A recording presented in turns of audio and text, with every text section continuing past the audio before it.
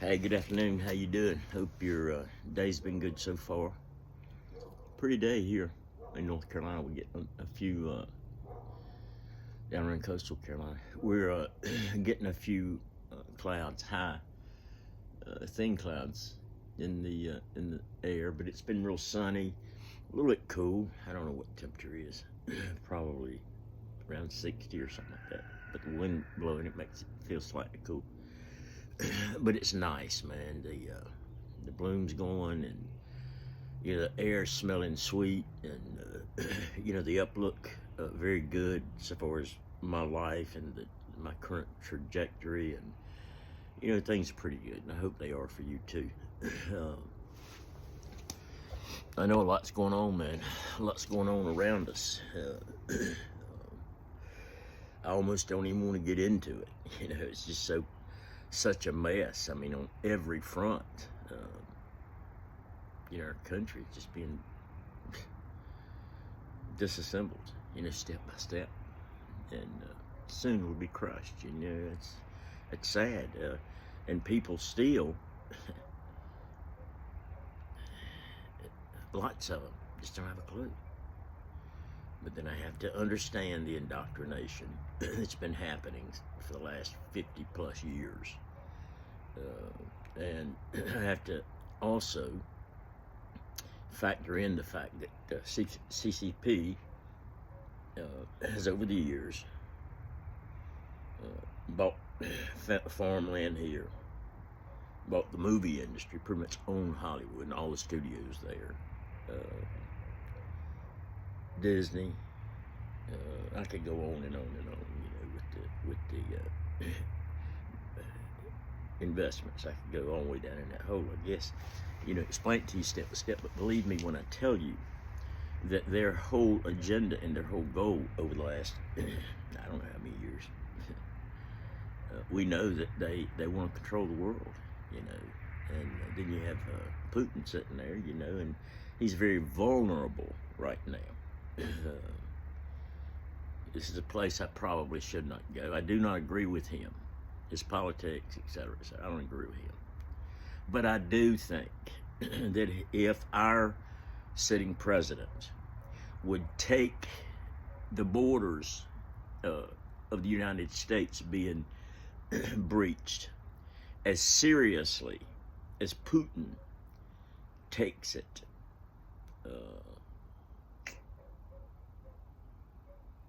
I think he's right. I think the people that fraudulently are in charge, I think they're doing it on purpose. Yeah, I think they've been sold out.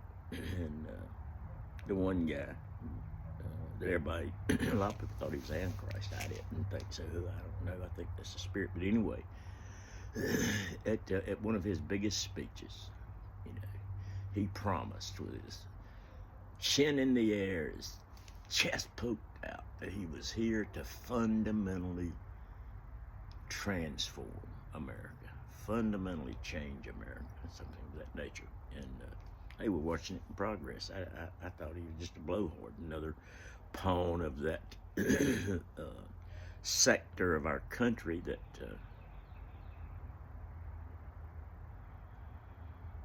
feels that everybody owes them and this and that. But anyway, that's a sad thing. But I don't want to go too deep in that. I've been trying to stay up above it because that gets me in trouble. Every time I tell the truth on Facebook, I get another 30 days in Facebook jail, and they take all kinds of stuff. One time they took Messenger, everything, boom, took it out because I said something about burden, and what I've said and what I've always said has been factual. It's been a factual. Of course, I'm reminded quite often that a lot of times facts are subjective. I think was the way it was put to me, but I'm telling you the way I see it. I'm not infallible, being stretched of the imagination, but I do have opinions that I believe are right. And anyway, but all of that just kind of brought me again today. I've just been thinking about the way God handles situations in our life. If we can learn to let it alone, if we can, if we can learn to let it go, if we can learn to forgive, it transforms everything. It changes everything. Because the way I see it, God has given us a free will. He's given us a lot of power. Put us in charge of the earth, basically. Of course, we hand it over to Lucifer. And he's in charge right now of the earthly part of it. And of course, God ultimately is in charge, believe me when I tell you that. But, anyway, he handles situations, every situation in your life, if you allow him to, and if we learn to trust him that he's going to. Yeah, I always had faith. I felt like he was going to do it. I hoped he was going to do it, I guess you should say, but I really didn't trust him. I really didn't trust him. So I'd pray, God, stop them. Stop what they're doing. Stop this wrong. Do this, that, and the other. But I would continue to fight them tooth and nail every day of my life, as if I hadn't prayed. It was almost like I said the prayer more of a hope, looking back through these eyes. But I believe that God intends for us to work these situations out as we go, using the power that he has given us. And he's given us a lot of power. We can't many people tell us not to do anything. If we want to do it, we're going to probably do it. But God gave us self-discipline to be able not to do those things, So, but I believe that that a lot of times we expect God's intervention in earthly matters, and sometimes we get in the habit, I believe, of blaming him for not fixing it, when the whole time we were trying to fix it. I tried to fix this Asian lady over there's car a few months ago. She's broke down, and or I say she broke down. She's sitting there, her car wouldn't start in the Circle K. And so I said, well, let me look at it. And I looked at it, and on the battery terminals, the cable was just hanging, but it surprised me that it had ever started. And it was just amazing. Well, what needed to happen was that cable needed to come off. That old frayed stuff needed to be cut. It needed to be reattached and put back down and on clean, put back down on her tight. And then she wouldn't have any more problems. Well, I started trying to do that. I couldn't do it. She was doing what she normally did, which was trying to wrap those frayed copper wires around that battery post until it made contact and she could go on down the road. Well, ain't that just like I dang near had to fight a woman to fix her car. I'm glad she didn't know Kung Fu or something. But anyway, isn't that how we are in our lives a lot of times? We pray and we ask God to move, and then we keep on, trying to fix it, trying to do this, trying to do things that we really can't even do anyway. And I believe that, it's just like that lady trying to fix that thing. I crossed my arms and I stepped back and I watched her for a little bit trying to fix it, trying to push that cable where it would make contact on that end that was around that battery, and trying to make enough contact that she could start her car. And that was all she had in mind, was where she'd found paper towels over here, 4 rolls for $3 something, and she just had to get over there. So this thing right here wasn't important to her. And as I said, it's such a great analogy of the way that I have handled things in my life as it pertains to prayer, as it pertains to really, really trusting God to navigate through and get me through situations that I really don't have the mental ability to get through. You know, I thought I did, but my mental ability usually got me in the jams that I was in. So, you know, I've learned, though. I've learned to trust God. I've learned, you know, the hard way. I've learned and relearned and relearned and relearned, you know. And isn't it just the way that we are, see? And we don't ever know what the end result is going to be of our forgiveness of people, of our letting go. I'm going to share something with you. I'm not going to share any names at all. You know, I hope. God help me. But as I talk, sometimes they slip on up and slip out. But, you know, I'm in the middle of telling the story of my dilemma and the really tragedy that I went through at the hands of an evil business partner and a very wealthy man.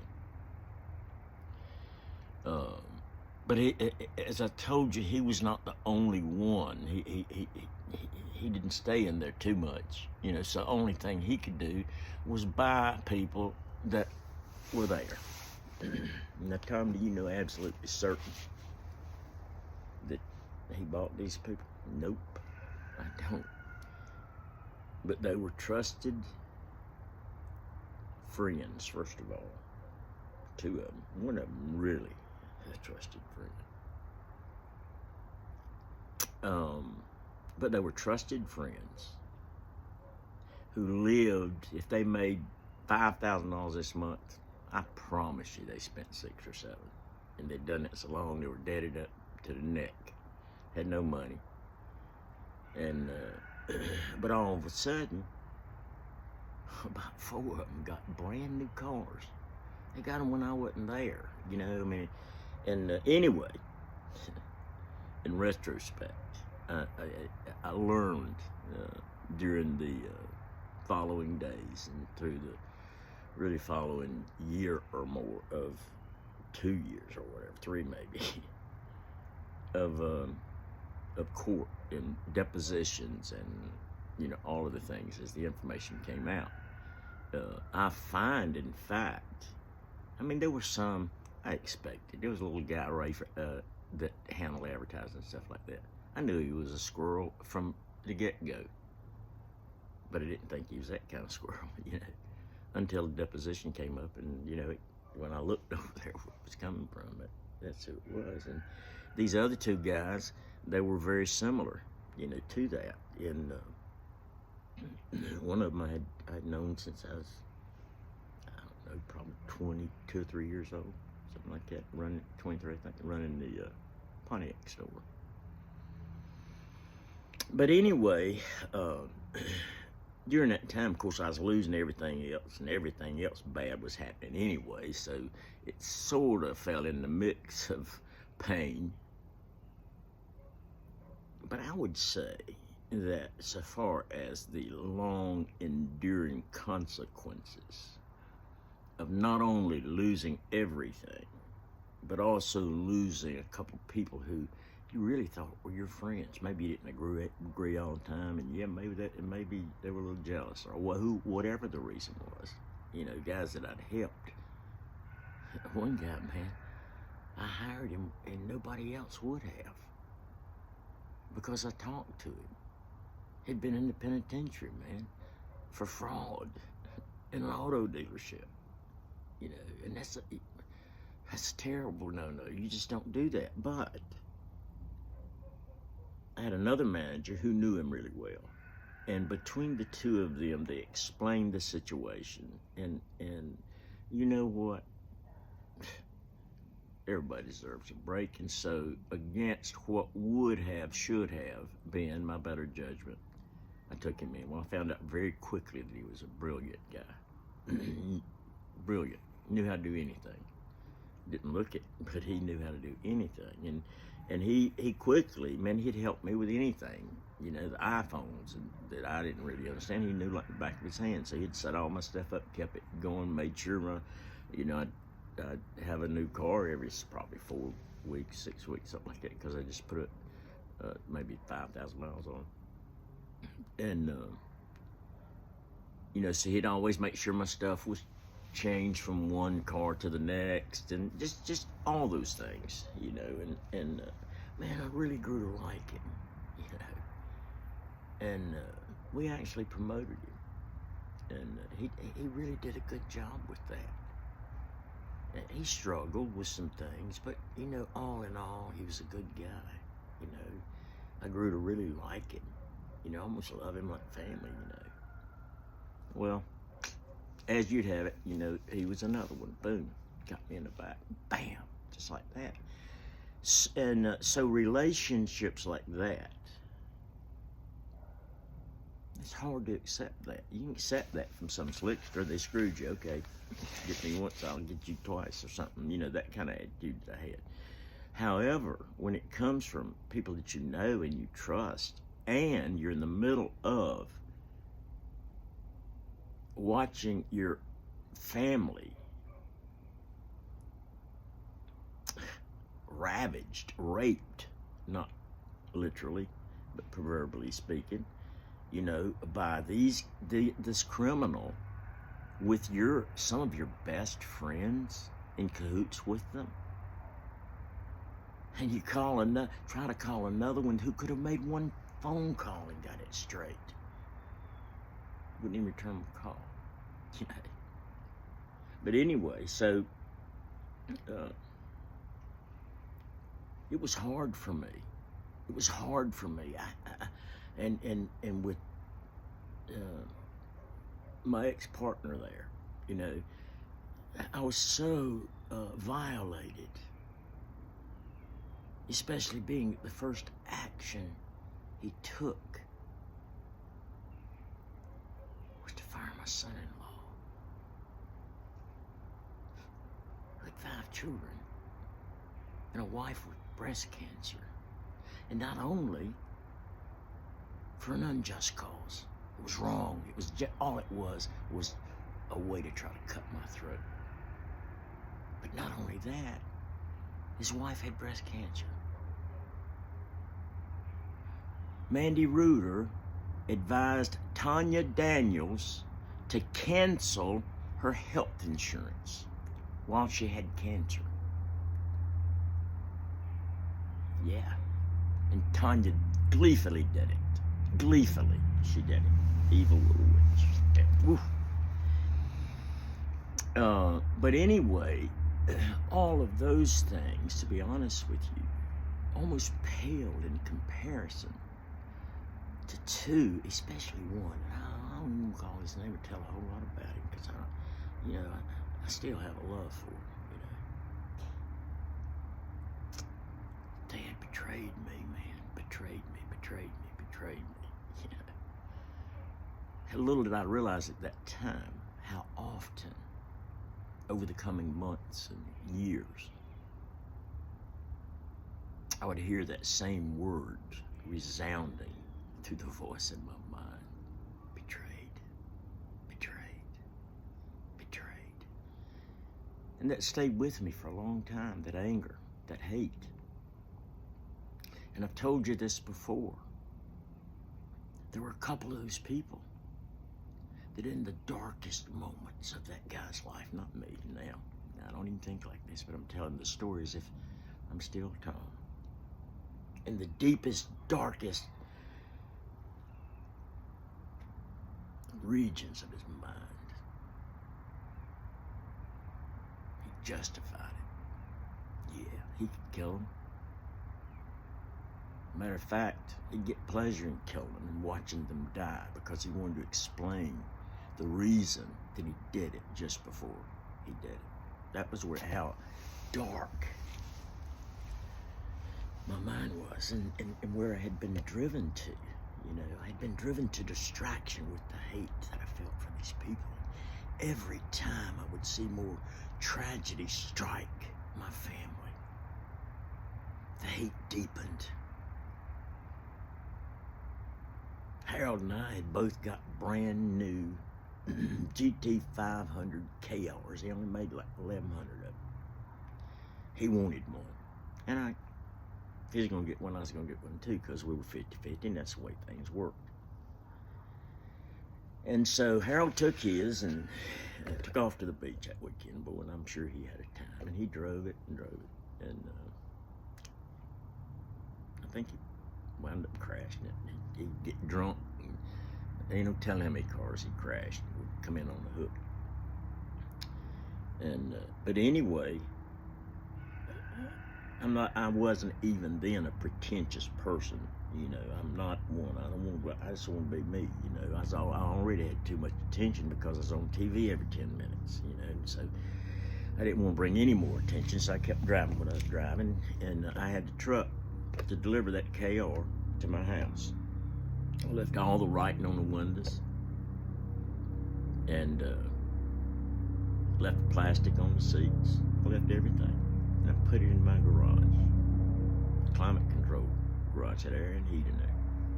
I never drove it. Never put it on the road, ever. And we finally got them paid for. Well, I say finally, we paid for them out of some money we had from an insurance company that Harold had hid over in the Cayman Islands. This guy named Jim from down in Tortola, airline pilot, retired of course now, but in traveling had learned how to hide this money, you know, from the government, and he's the best at it. So, you know, Harold had put some money down there in a warranty company we had, and he put it down there with a offshore company he had that was workman's comp, I think it was, or some kind of health care for the employees in the nursing homes. And if he'd left it here, it was illegal for him to be making that money on the outside of those nursing homes. In the same way, it was illegal for his companies to come in there and be the only ones allowed into those federally funded nursing home facilities to sell overpriced equipment to these elderly people, you know, all kind of things. You know, he did. He was dirty to the bone. He had vending machines. He told me 1 month, and I got video. It's probably posted right here where old Billy Queen, an ex-friend, ex-ATF agent, I guess I should say, was doing the deal and promised me, looked me in the eye and promised me. He said, "Tommy, this guy's dirty as a dish rag. I promise you, I'm gonna put him in jail."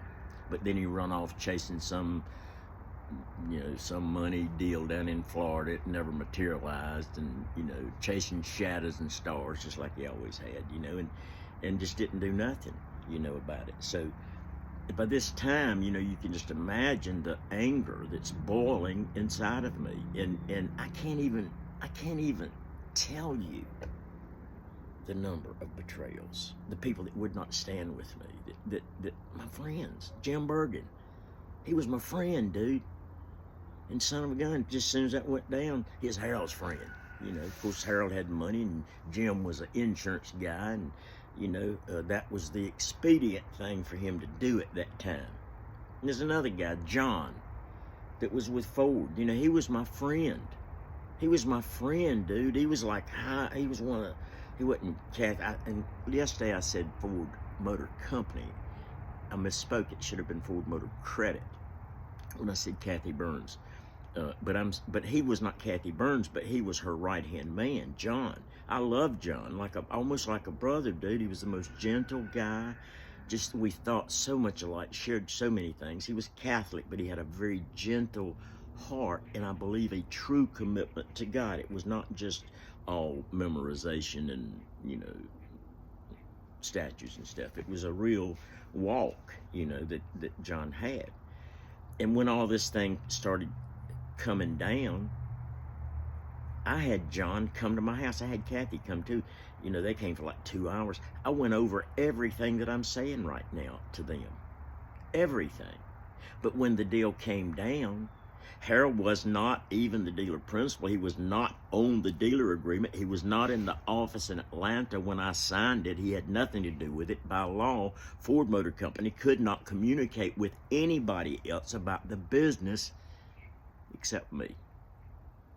So I had John and Kathy at my house. John came back. I spent at least 2, maybe 3 hours with him, going over the details and more details of the criminal activity that Harold Nunn had done right there in that dealership. He had federally funded nursing homes. He wasn't supposed to sell them vehicles.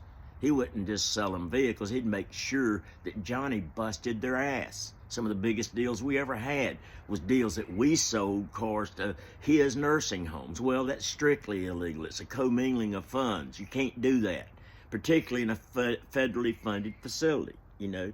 And the more I tell, the angrier I get about it, because he was so wicked and so evil. But he appeared like an angel of white, you know. And Tundor too, you know. I mean, unbelievable. You know, Honey would run from her. You know, she's too sweet for Honey.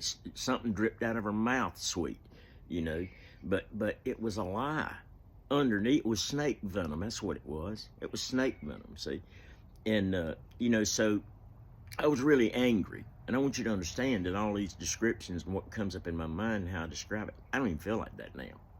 But I'm telling you from my eyes then how I felt. And I'm really just trying to describe to you, you know, the hate and the vitriol that I felt towards these people, and what I lived with every day while my life was coming apart. I mean, not just, you know, getting a little behind it. You know, it was disintegrating right before my very eyes. And you know, in my mind at the time, I knew I hadn't done anything wrong. I mean, I had never cheated him. I'd never stolen anything. I didn't do that. I wasn't like that, you know. And if I made side money, and we made a lot of side money, if a company sent me $5,000 in, I made $5,000 through an insurance company or something like that on the side. They sent it to your house. If they sent me a check for $5,000, they also sent Harold a check for $5,000, because I don't cheat people like that. I did that. Well, anyway, get back to that car. This son of a gun, that Mandy, that little witch, up there with Rosabi, or whatever the hell his evil name is, the lion dog, worse than a dog, really. But anyway, I'll never forget the day that I stood at my house there in Cary at Regency Park and watched a flatbed back up into my dang house, because I had left it in the company name. No need for me to insure it when we was paying insurance there, so I just left it. They found that opportunity. She came with a court order and picked up my car. My pride and joy, man. I mean, you know, just something else at that time. I still had a 911 Cabriolet sitting there, and I never drove it anyway, and it pissed me off. It was really... Here again, I'm really just trying to describe to you how much hate and what the seed of that hate was, you know, and all of that. I absolutely do not feel that way right now. I wouldn't, you know, wouldn't do business with none of them people no more. But, you know, that's beside the point. I don't have hate. I forgave them. And that was one of the most difficult things that I ever tried to do. And that's the point to what I'm trying to say. But I get carried away, you know, when I go back and start telling stuff, get all upset about it. But my point is, I was praying one morning in there, and things, you know, I started seeing a little bit of light here and there, you know, things starting to happen, and I really felt like, you know, God was really starting to answer some prayers for me, man. And I was praying, and a lot of times, you know, I'll pray the Lord's Prayer, but I kind of personalize it. And I said, Our Father in heaven, I adore you, and I hallow your name, and I pray that your kingdom will come here on this earth, and your will be done on this earth here, just like it is in heaven. And, you know, I got down to the point. And it wasn't memorization. I was trying to pray it right from my heart and mean what I said. I said, just quote, and I said, forgive me of my sins. And, you know, I was adding my own kind of way of saying it. But, you know, I said, you know, just forgive me of all my sins in the same way that I forgive everybody else. And it hit me like a ton of bricks. What do you mean?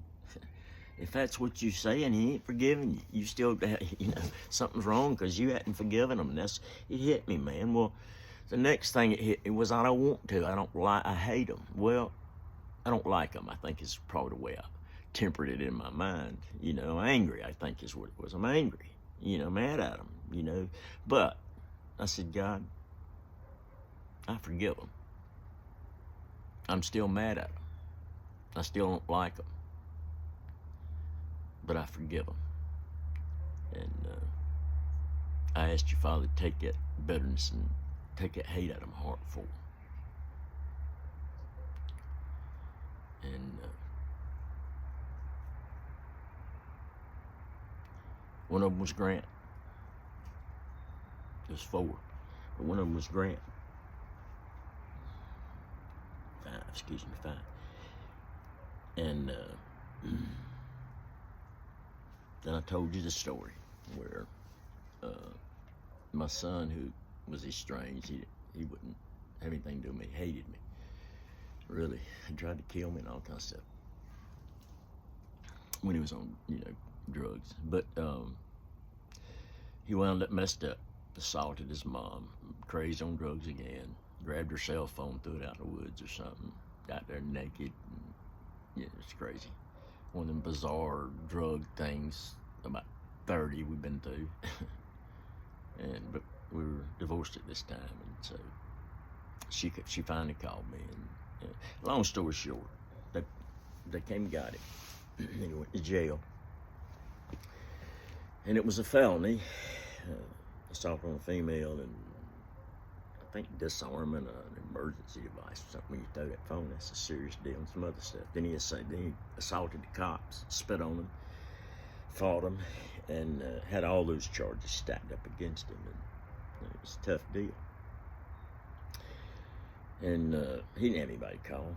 His mom had put a do not contact order out on him, and he had alienated his sisters long ago.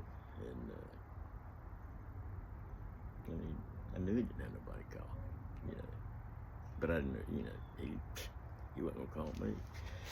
And there wasn't really nothing I could do. He didn't want me there and whatever, so I prayed for him. And anyway, my phone rang, and it was from Lee County Jail. And the first time, I didn't answer it.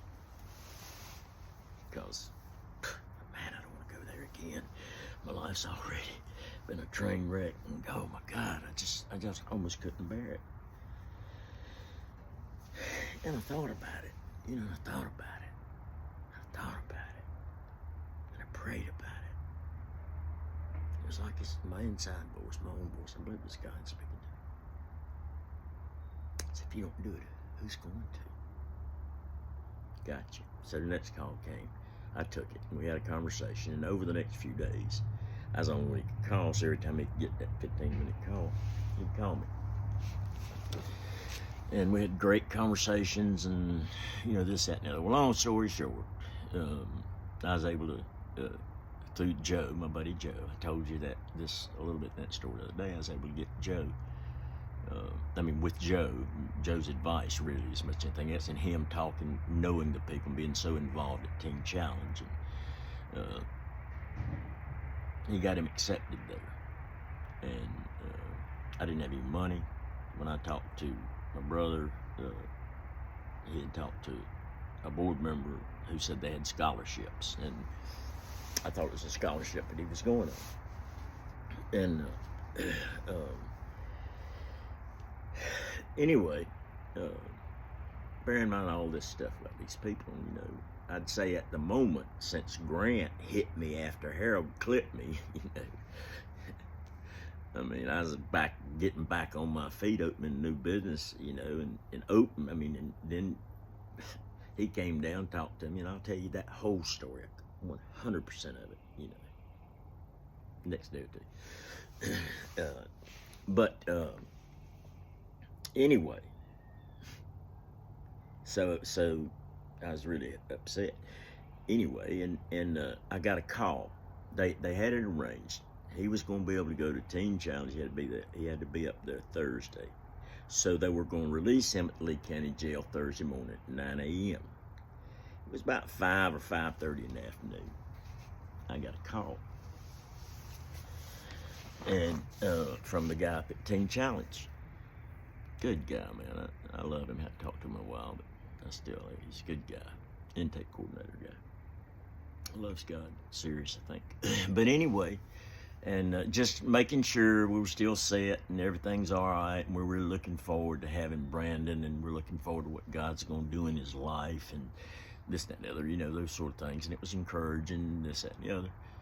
And then he said, now, here, this is what we're going to have. Blah, blah, blah. He went through a couple things. He said, and you need to bring $3,500 with you. I didn't have $35. I was kind of worried about how I was going to get gas to take him up to Greensboro and back, And it's 5:30. I got to be there at 9 the next morning. I'm already nervous about going there. I don't want to go up there. I hate them places. I hate them. Just absolutely, but I had to do it, And boom, all of a sudden at 5:30 the night before, sitting here busted, and I got to come up with $3,500. And I got to be up there because they're going to release him into my custody to transport him up there. And if he goes up there and completes the program, they're going to drop the charges after he completes it and integrates back in society, So, that was something that hit me. It was completely unexpected. Man, I started praying, and then the first thing he did was called my buddy Joe. And he prayed with me, and we talked about it. He'd been really involved and instrumental, just like his dad was the first time, and I'm gonna tell that story too soon. But anyway, and Joe's a hard worker, boy. He's out there every day. He's in that vineyard every day, and he works public work too to support his family. And he's got a lot of children. He's got several children, and just awesome though the way they raise those children. But anyway, all that anger built up, and God help me.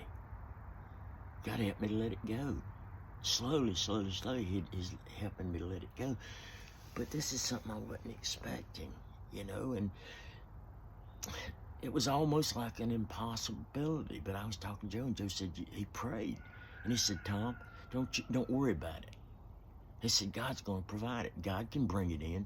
God set it up, And he says, as a matter of fact, he said, I ain't got no money, but he said my little ministry's got $1,000 that we have, where people have given us to help people with, and he said, I'll donate $1,000 towards it myself. Well, boom, I went from $3,500 to $2,500, and then the guy, the one guy that had originally, the board member, donated $500, and then in the conversation, my brother donated $200.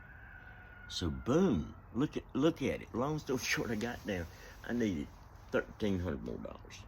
It was about 6, maybe 30, between 6:30.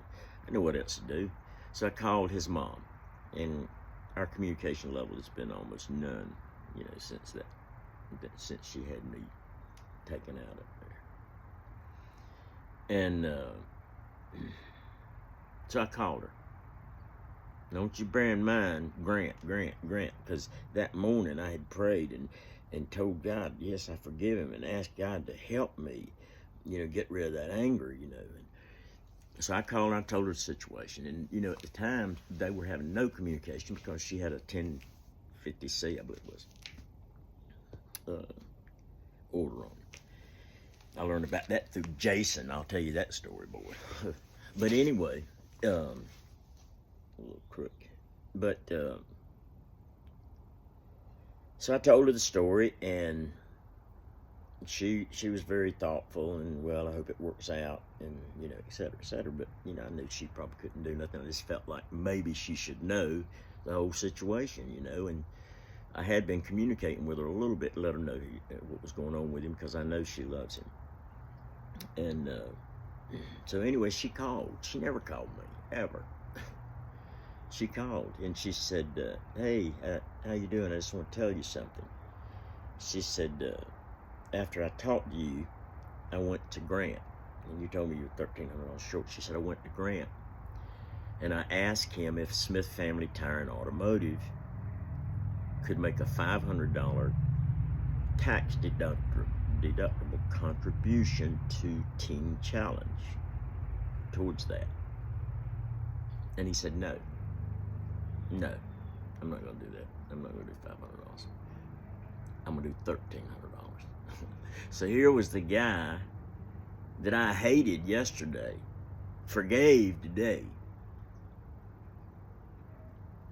God used to save the day that day.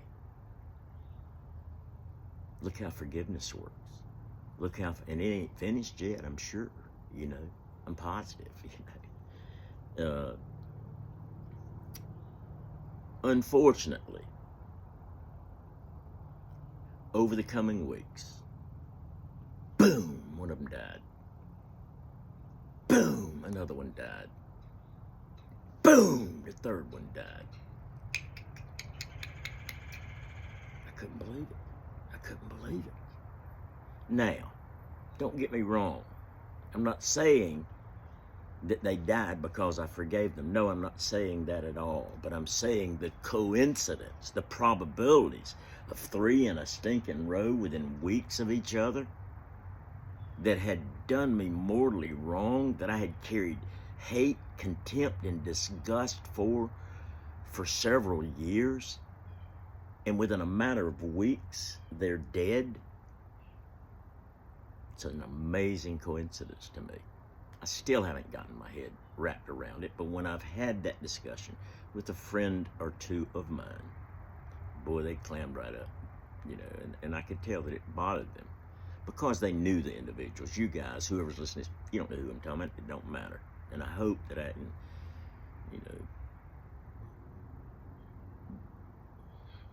dishonor or disrespect, whatever, but it's just the way it is. I'm just telling the story for how it is. It's like reading a book.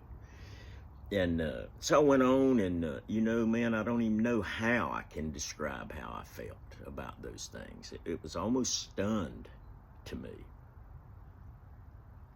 And one of my, over the years when I was so angry and hated them people so much, every time a car crashed or an airplane crashed or something like that up around in that area, I'd look at it. I'd look just to see if there's a slight possibility it might have been him. And, boy, I hate to even admit that. That's how bad I hate him. But one day, just a couple months ago,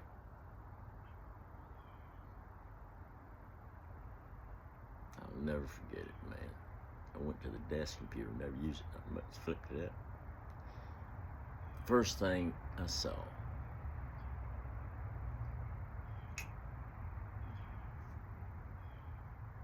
was about an Apex man hitting a bridge in Winston-Salem, dying on the scene. That was the fourth one. Here again, I'm not saying that A had anything whatsoever to do with B, but I'm telling you that God had really convicted my heart to forgive these people. And I'm pretty sure it's because he does know the future. And it would have been a terrible thing, looking back, for these people to have died and me to have still had hate in my heart for them. So I don't have any guilt about it. I don't have anything, I don't.